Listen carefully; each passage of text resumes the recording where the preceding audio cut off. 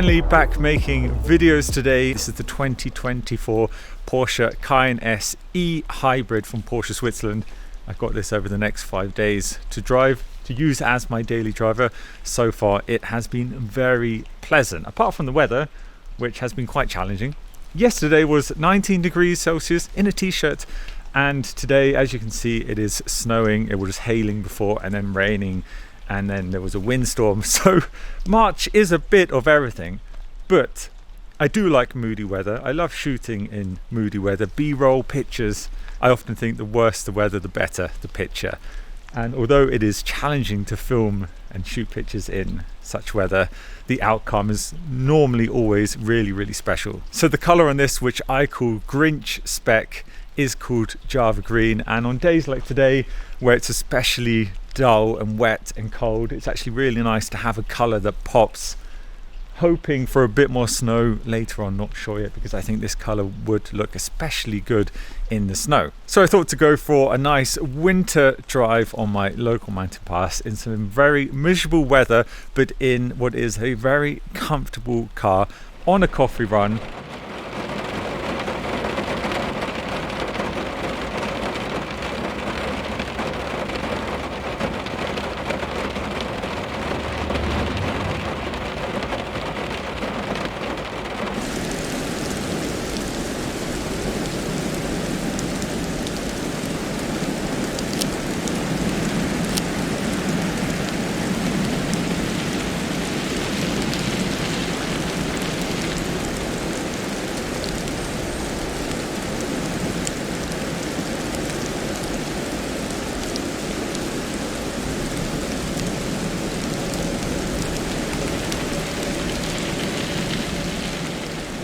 So nice to be inside the car now, warming up. Got my seat heating on, preheating the steering wheel, the luxury life. Starting off in full e-power.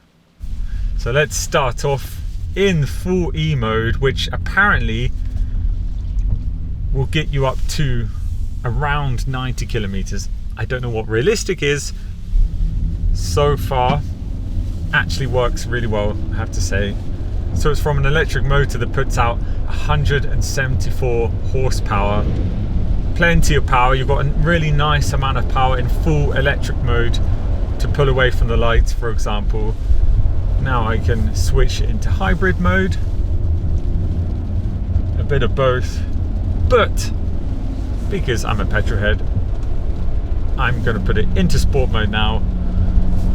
Adjust the suspension settings. So when you put it into sport mode, it automatically makes the suspension a bit harder, but I'm going to leave the suspension setting in the softest mode. Let's go up to see if there is snow on the top, because it was snowing just down here, which would normally suggest if I drive up a few minutes where it's even colder, the snow is going to get heavier and heavier. That's normally how it works.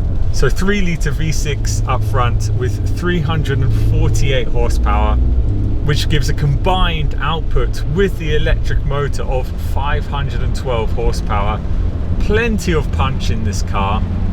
I did really enjoy the Cayenne S that I drove, if you remember, a couple of months ago. It was such a fantastic driving experience. So over the last couple of days that I've been driving this, I did enjoy the hybrid mode. For example, pulling out of my garage early in the morning, you don't disturb anyone. I personally would love to have a hybrid on my GT3 RS, because I think, just like the Porsche 918 Spider, when you can just pull out in fully electric mode and then switch here into sport mode, starting the engine.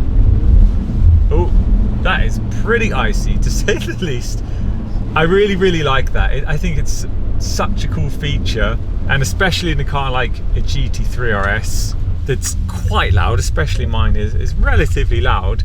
It's extra nice to be able to pull out of your driveway nice and quiet, don't disturb your neighbours, which in Switzerland, as maybe some of you know, is very important, because people like complaining about noise in this country. 0 to 104.7 seconds.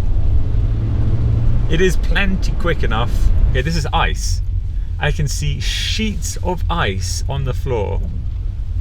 This is the most slippery I've ever felt it on this road, which I've been driving for a good 7 years, and now I'm stuck behind a logging truck. He's not looking too confident in that. Okay, let's try and squeeze past. Squeeze past, he says, in a massive SUV. I don't really have any complaints. I mean, what's there to complain about otherwise? It's just a really, really nice car to drive. Plenty of power, loads of comfort. I like the looks. I do like this colour actually. The Grinch spec, or the Granny Smith spec. Whatever you like. Now, after speaking to many people about the new Cayenne, one thing that I've noticed that most people seem to dislike is the new driver's display, which is all digital. It's this curved display in front of you, just like the Taycan. So you do get quite a Taycan feeling in here. And I know a lot of people do miss a proper display, and by that I mean something with an actual needle rev counter, not all digital like this. It does give quite an electric car vibe in here. It is nice. I do like it. If I had the choice, yes, definitely I would take an actual moving needle over everything being digital any day. Sound wise from this, not too much to talk about with the V6.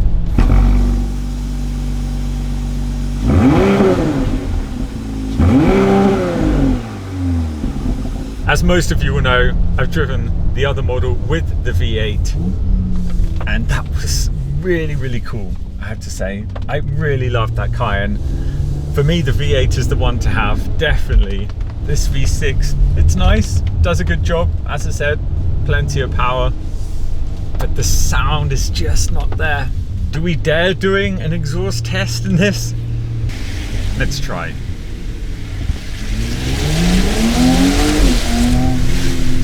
Oh, not much to talk about, as I said. Bit of a sad sound, to be honest. Punchy, as I said, but I'm just missing the V8.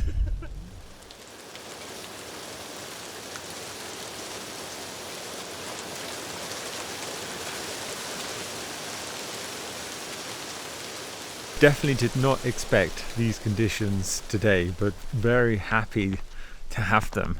Anyway, before it stops snowing, because it does look like it's slowly stopping, I'm going to get a few pictures, jump back in, then I think we head back home for a well-needed warm coffee.